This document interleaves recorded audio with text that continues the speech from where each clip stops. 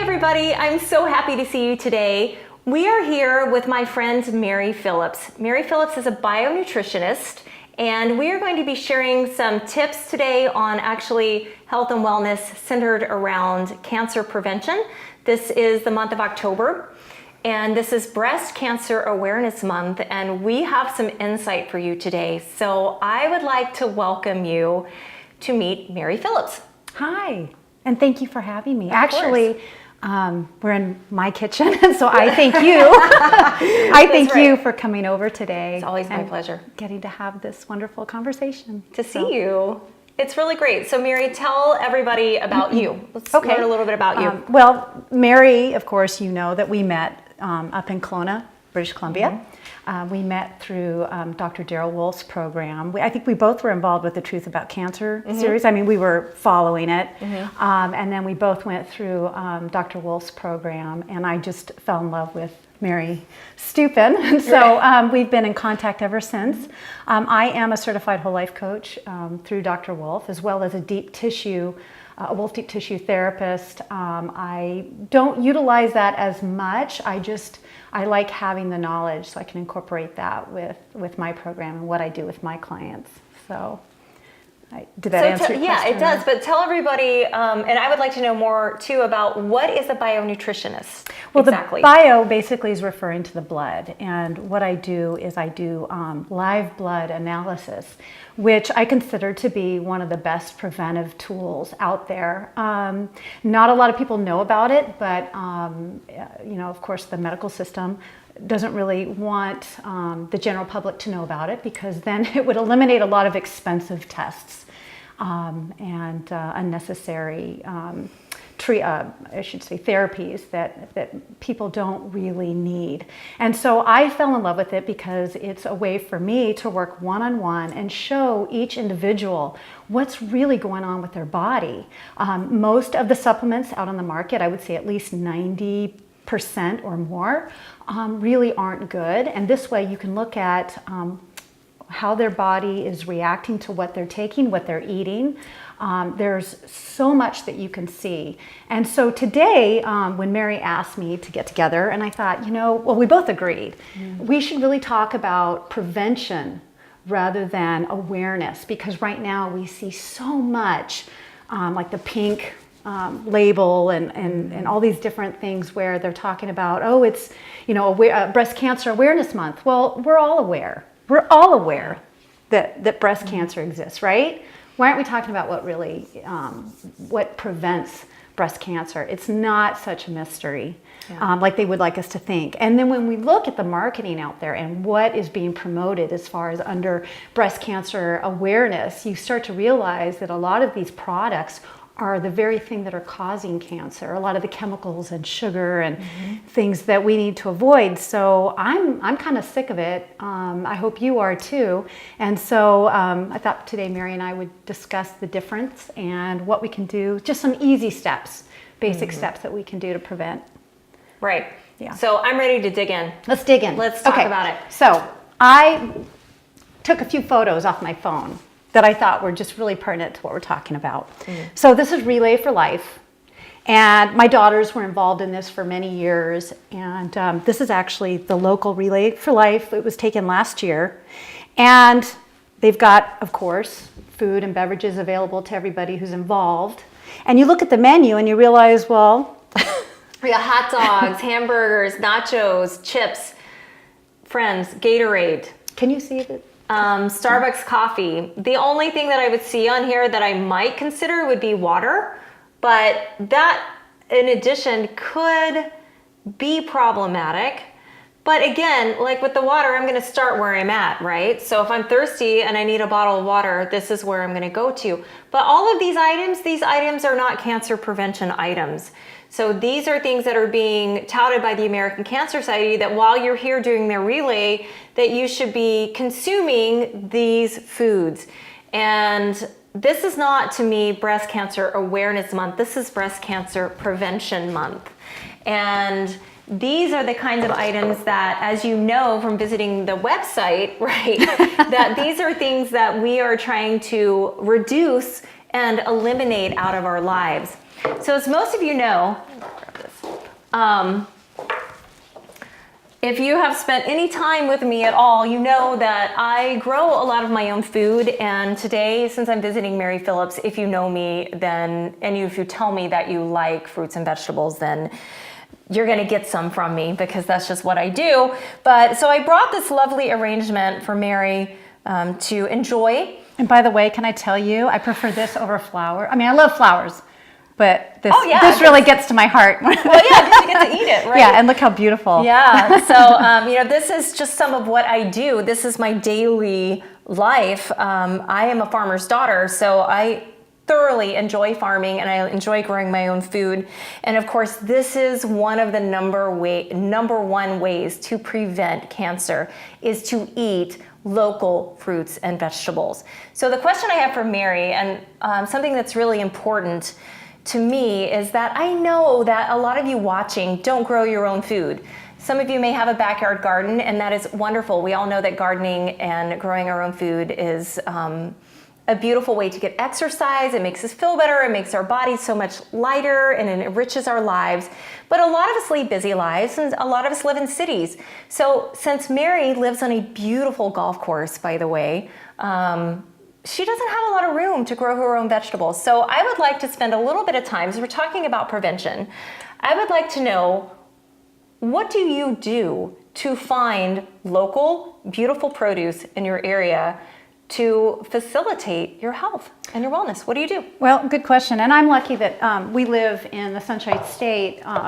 So year round, I have access to farmers markets. I know not everybody else does, but I do. And so I really spend very little time in a grocery store. My shopping is usually every Saturday or Sunday at a local farmers market. I also eat a lot of sprouted foods. Unfortunately, I don't take the time to do a lot of my own sprouting. I'm pretty much on the go every day. And that's not to say that I can't start to do more of that, but I did find a local sprouter. He was like, at the time when I found him, he was the only one within 100 miles. So now there's a few more that I've come across. So it's gaining a little bit more popularity, but I get my wheatgrass, I get my microgreens, I get my all my different variety of sprouts from him as well. So I eat mostly raw sprouted food if I can. I will admit, in the winter time, when it is a little bit cooler, I make a lot of soups and things like that. So for somebody who's just starting this, okay, so if we look at the sign, all right, we've got our next sign up here, and it says, believe there is hope for a cure, and then it says, be the hope. So if you are like a lot of people that haven't had a lot of education yet in the prevention of cancer, you're gonna see this and then you're gonna hear us talk and say, okay, yeah, right, like all of a sudden I'm gonna be some kind of raw natural foodist. What the heck is that? So to be the hope, you and I have had a lot of years of study and work towards the optimal diet and the optimal way to treat our bodies. For those that are just starting, what's the number one thing nutritionally that you would tell somebody to do to start being the hope?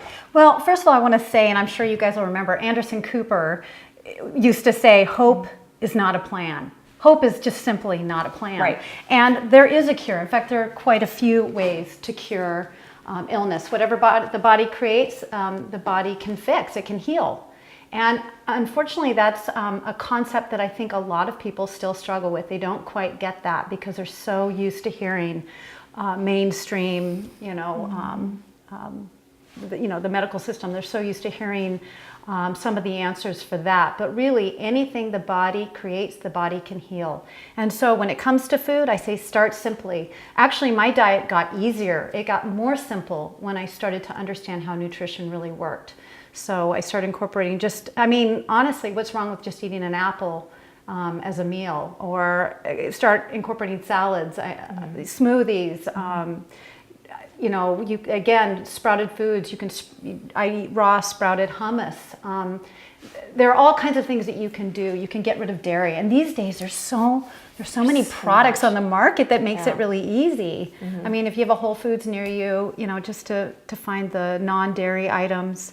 Even like a big conglomerate like Costco, they have the raw sprouted hummus at Costco. They decided Costco decided to go all organic about I want to say about 7 years ago. I used to be a flight attendant, corporate flight attendant for Costco. And I remember talking to the Wow. CEO, yeah, Okay. to one of the founders about that. And that was one thing they were really excited about, was going all organic. Yeah, So I've noticed that in the things past are changing. year or so, nearly everything that they have is organic.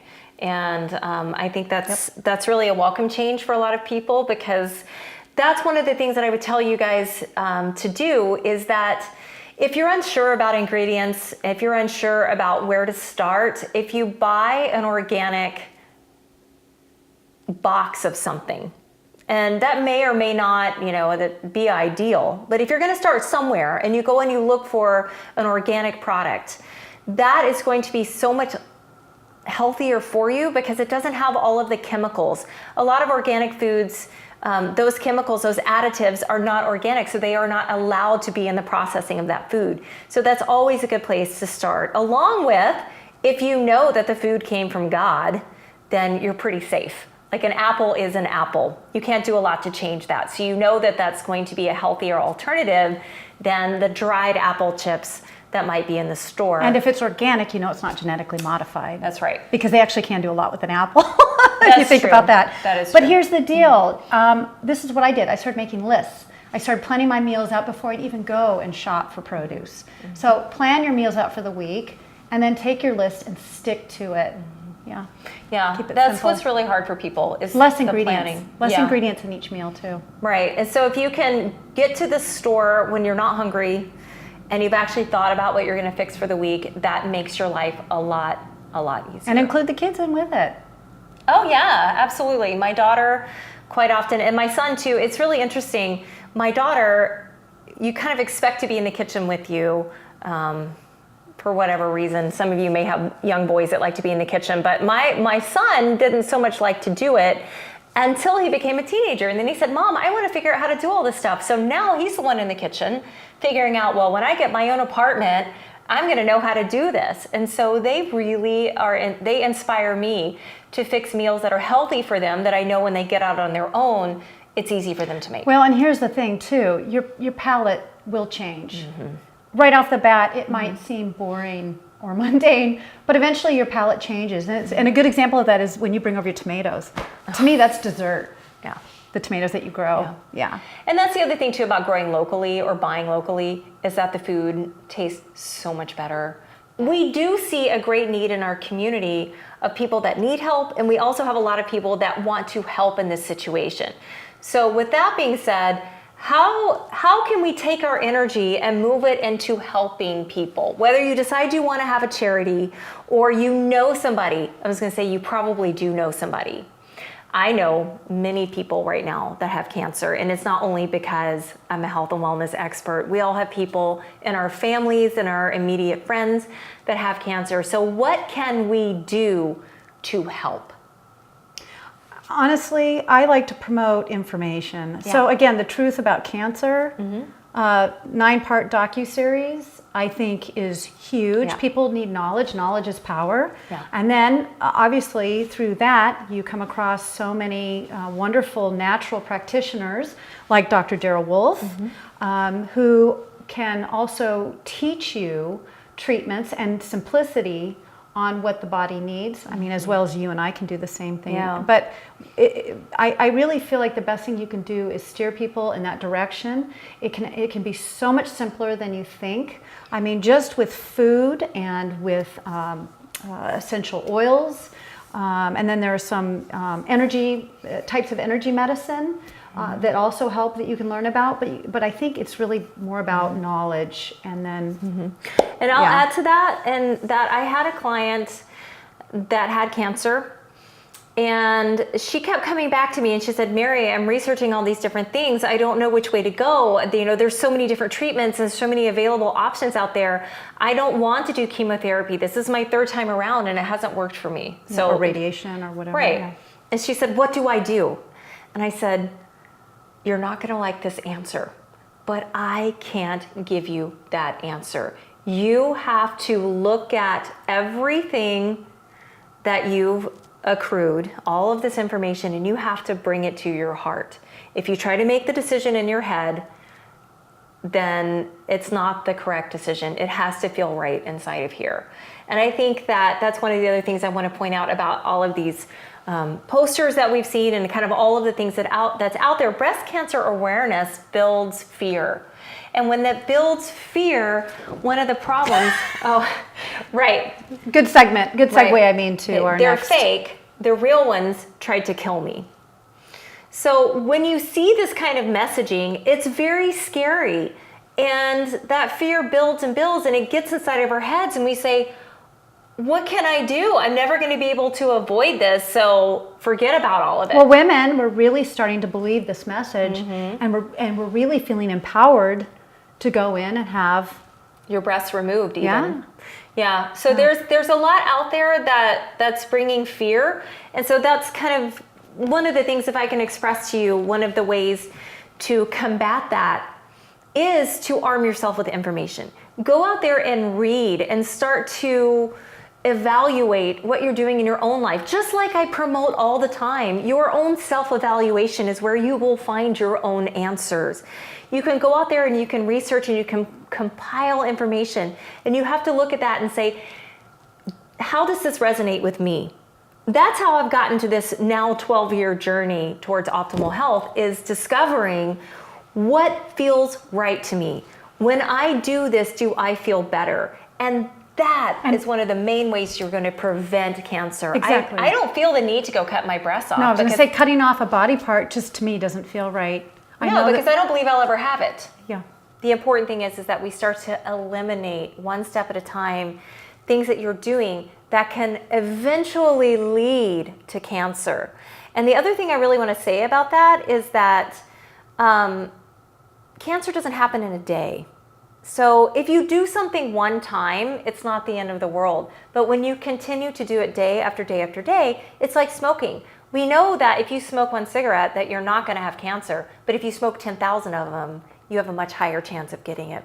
What most people don't realize is that the food and the drinks that you decide to put into your body, as well as the different chemicals that can be in your home, the different things you might be breathing outside, all of these are contributing factors. So we have to look at the many different aspects of your life and start to eliminate things one by one. Don't worry about being overwhelmed. Breast cancer prevention actually comes with starting to eliminate things that are harmful and learning about that information, figuring out what's harmful in my life, and taking that first step to start making a difference in your life personally. Don't worry about the pink sign. Start to eliminate things from your life that you know are not good for you.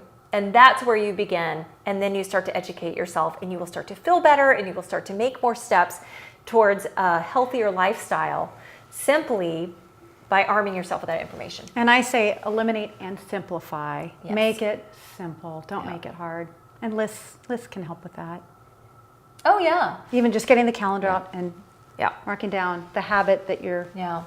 One of the things recreating. that I've started doing that I ask all of my clients to do is to journal.